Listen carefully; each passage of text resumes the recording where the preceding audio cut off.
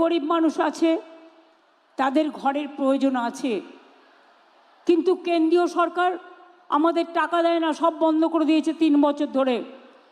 গ্রামীণ রাস্তা তৈরির কাজ, 100 দিনের কাজ এবং আবাসনের কাজ আমরা কিন্তু থেমে নেই।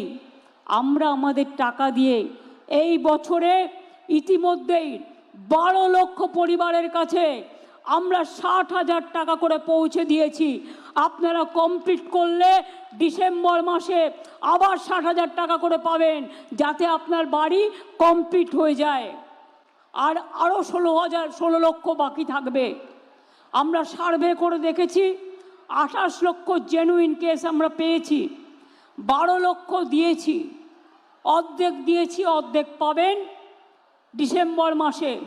আর যে 16 লক্ষ বাকি আছে, যারা দরখাস্ত করেছেন, আপনার বাড়িতে সার্ভে হয়েছে, তাদের জন্য ডিসেম্বর মাসে আপনারা অর্ধেক টাকা পাবেন, আর বাদ বাকিটা জুন মাসে পাবেন। অর্থাৎ আরও 18 লক্ষ মানুষকে আগামী 1.5 বছরের মধ্যে আপনাদের বাড়ি করে দেওয়া হবে।